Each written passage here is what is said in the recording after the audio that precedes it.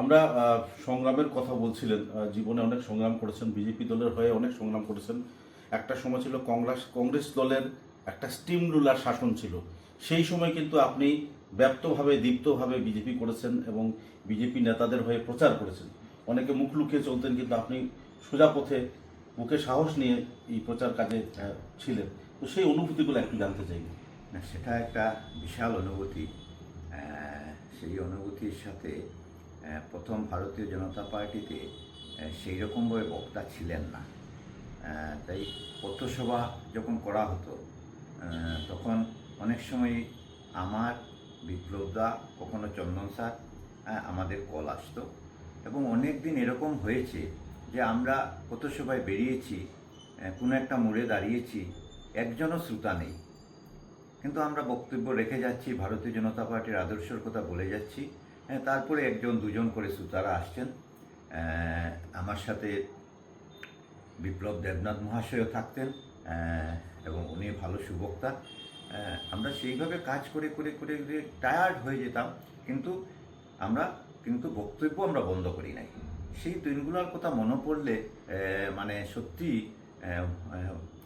আপনার প্রচার মাধ্যমের দায়িত্ব আমাকে অনেকবার দেওয়া হয়েছে, পাবলিসিটির দায়িত্ব ইলেকশনের সময়, সেইগুলো কাজও আমি করেছি। আপনি বলাই এখন মনে পড়ছে, কারণ এটা একটা দীর্ঘ ইতিহাস। ভারতীয় জনতা পার্টি আজকে কিন্তু হুট করে ভারতীয় জনতা পার্টি হয়নি।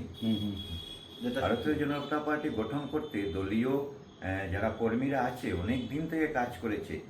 ইনকাম ছিল না, পকেটের সামান্য পয়সা তখন আমরা ইনভেস্ট করেছি।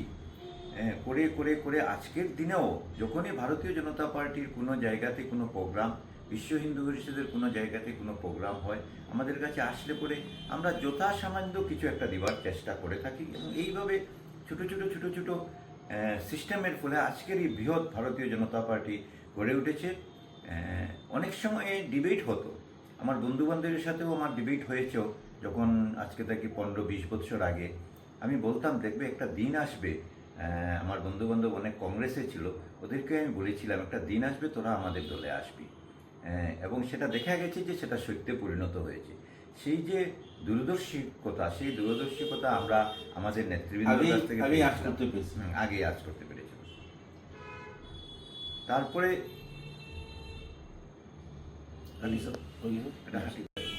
কেমন করে সার্ভাইভ করলেন? আজকে তো পুরো ভারতবর্ষ জুড়ে আজকে বিজেপি দল, পৃথিবীর সর্ববৃহৎ রাজনৈতিক দল ভারতীয় জনতা পার্টি। যাই হোক, দল আমাকে যে দায়িত্ব দিয়েছিল আগেও বলেছি, আর সেই সংগ্রামের ইতিহাসও বললাম, এবং লাস্ট যেটা ইমিডিয়েটলি আমি